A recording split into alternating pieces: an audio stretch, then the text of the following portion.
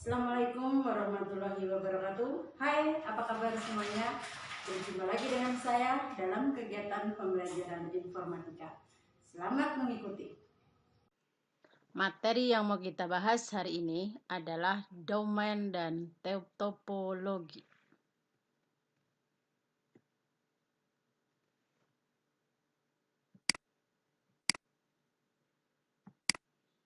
Domain. Domain adalah sebuah nama unik yang diberikan untuk mengidentifikasi server komputer agar lebih mudah diingat daripada menggunakan IP address. Jadi pada saat kita membuka web di internet, jadi untuk memudahkan kita dalam mengingat itu, maka diberikanlah yang disebut dengan domain. Karena kalau kita menggunakan IP address itu terlalu panjang dan gabungan dari angka dan huruf sehingga itu sangat sulit. Maka diberilah dalam web di internet itu yang disebut dengan domain.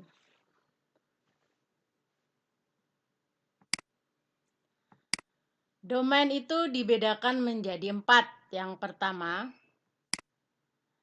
top level domain. Top level domain atau TLD. Top level domain ini adalah domain yang sering digunakan.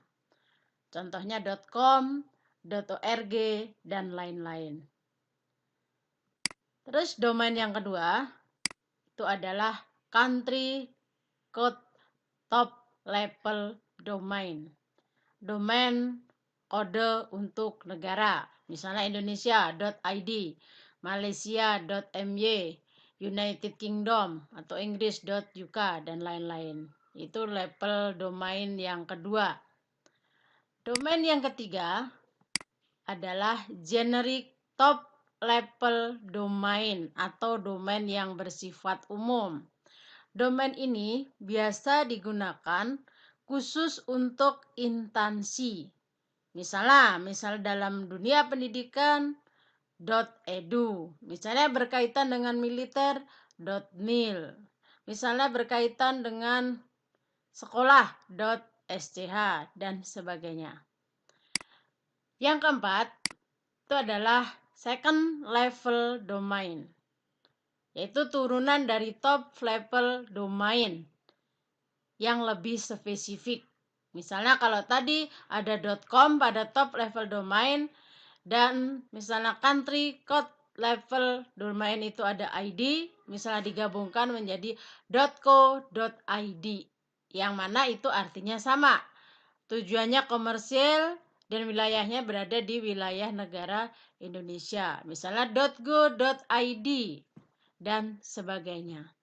Nah, jadi domain itu ada 4. Top level domain, country code top level domain, generic top level domain, dan second level domain. Yang berikutnya yang mau kita bahas adalah topologi. Apa sih yang dimaksud dengan topologi? Suatu cara yang digunakan untuk menghubungkan komputer satu dengan yang lain, sehingga membentuk jaringan komputer. Jadi pada saat kalian melihat kumpulan beberapa komputer dalam satu ruangan, misalnya di sekolah kita, nah di situ ada susunannya. Nah, setiap satu komputer dengan satu komputer yang lain itu terhubung dengan susunan dan bentuk yang berbeda-beda. Nah, itulah yang disebut dengan topologi. Itu tadi cara yang digunakan untuk menghubungkan komputer satu dengan yang lain. Topologi itu jenisnya bermacam-macam. Jenis topologi yang pertama ada topologi ring. Kalau kita berbicara topologi ring, ring itu melingkar, bulat. Jadi bentuk topologi ring adalah seperti ini. Dia berbentuk lingkaran. Jadi bentuk dari jaringan komputer itu membentuk seperti sebuah lingkaran. Nah, ini jadi membentuk seperti sebuah lingkaran. Nah, dengan topologi ring yang memiliki bentuk seperti ini, memiliki kelebihan dan kekurangan. Jadi ada kelebihannya, ada kekurangannya. Kelebihan topologi ring yang pertama, mudah dalam hal perancangan dan pengimplementasiannya. Jadi dalam merancangnya mudah. Yang penting pada saat kita memasang jaringan tersebut membentuk sebuah lingkaran dan hanya menggunakan satu kabel. Sehingga kelebihan yang keduanya itu instalasi dari topologi ring ini cenderung lebih murah. Apabila ada yang mengalami kerusakan untuk melacaknya, itu juga lebih mudah. Terus karena topologi ring itu bentuknya melingkar, mengikuti arah jarum jam, maka dalam pentransferan data dari komputer yang satu dengan komputer yang lain, itu tidak akan terjadi collision atau istilah dari tabrakan dalam pengiriman data karena mengikuti arah jarum jam. Jadi tidak akan terjadi tabrakan dalam pengiriman data. Nah, itu kelebihan dari topologi ring. Kekurangannya, apa kekurangan dari topologi ring yang seperti ini bentuknya melingkar? Jika terjadi kesalahan dalam satu not, jadi dalam satu titik di komputer mana mengalami kesalahan atau kerusakan, maka bisa mengakibatkan kesalahan dalam seluruh jaringan. Yang kedua, topologi ring ini bentuknya melingkar. Jadi kalau dilihat sepintas itu tidak fleksibel. Sehingga apabila topologi ring ini ingin dikembangkan, ditambahkan komputer, itu terkesan kaku. Artinya kalau dia sudah full dalam satu lingkaran, berarti untuk menambah komputer itu sangat sulit. Jadi sulit untuk dikembangkan. Ini kekurangan dari topologi ring. Yang berikutnya, untuk konfigurasi pengaturan dari topologi ring ini sulit. Karena tadi bentuknya melingkar, terkesan kaku dalam pembuatan model jaringan dengan topologi ring. Berikutnya yang kedua, topologi yang kedua itu adalah topologi bus. Nah, ini bentuk dari topologi bus. Kalau dilihat bedanya bus dengan topologi ring, topologi bus itu membentuk garis lurus. Jadi bentuk topologinya bukan melingkar, tapi membentuk garis lurus.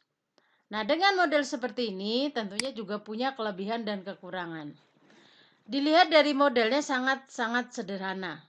Sehingga kelebihan dari topologi bus itu layoutnya lebih sederhana. Dan itu akan sangat ringan dalam pembuatan, biayanya sangat ringan karena komponen dan kabel pembuatannya itu tidak banyak, hanya sedikit yang dibutuhkan. Mudah dikembangkan. Kalau topologi ring tadi bersifat kaku. Kalau ingin mengembangkan jaringan tersebut sulit.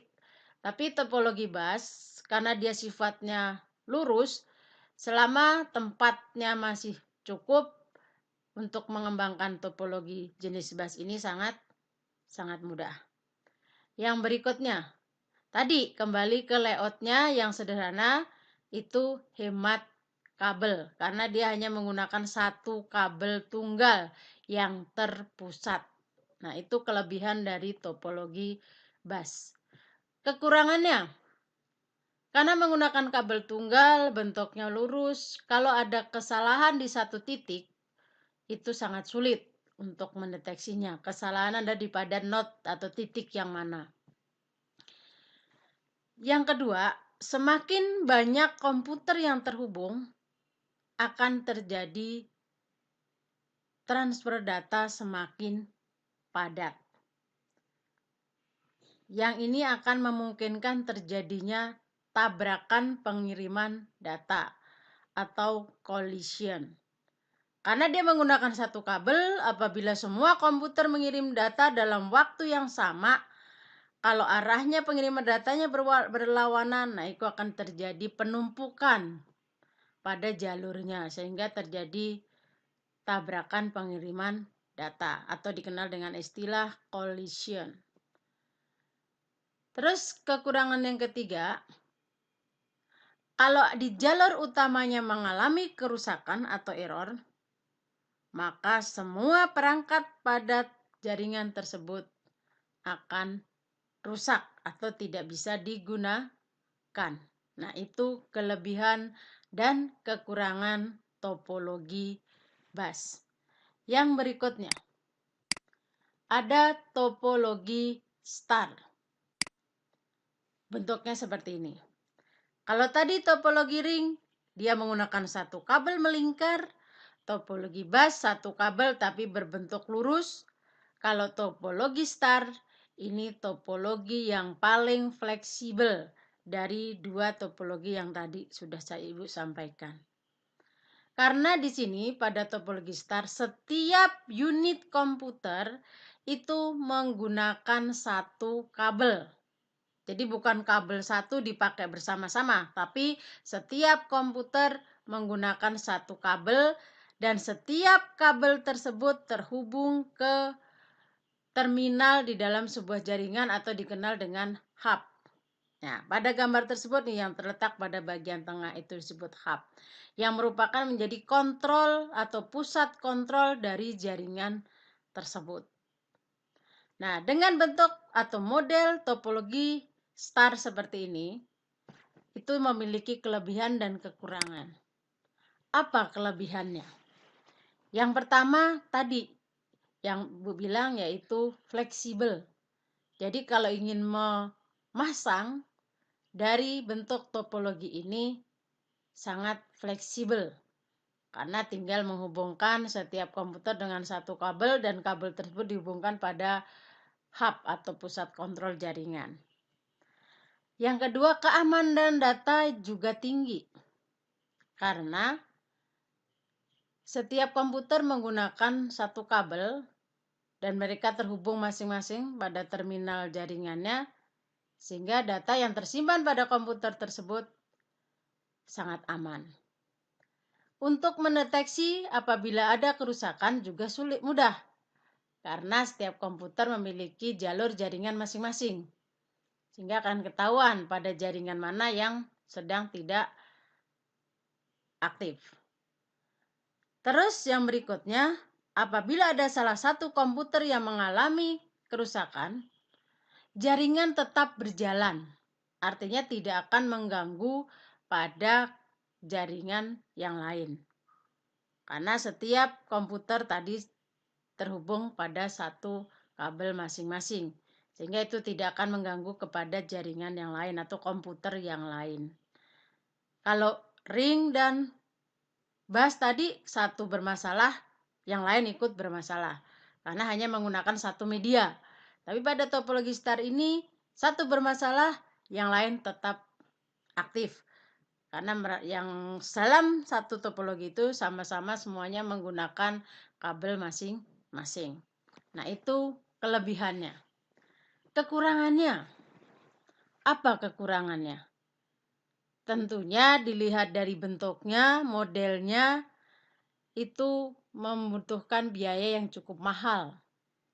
Karena setiap komputer menggunakan kabel yang berbeda-beda, sehingga itu membutuhkan kabel yang cukup banyak. Tapi tadi setiap kabel terhubung dalam pusat kontrol yang disebut hub. Apabila hub tersebut mengalami kerusakan, maka seluruh jaringan tidak berfungsi. Terus jumlah komputer yang bisa terpasang itu tergantung dari hub yang digunakan. Dalam hub tersebut memiliki jumlah portnya berapa. Karena ada yang 8, ada 16, ada yang 32. Tergantung yang digunakan yang mana. Jika jaringan lalu lintas datanya padat, itu tidak akan terjadi tabrakan pengiriman data, tetapi jaringannya akan melambat. Nah, itu tadi topologi.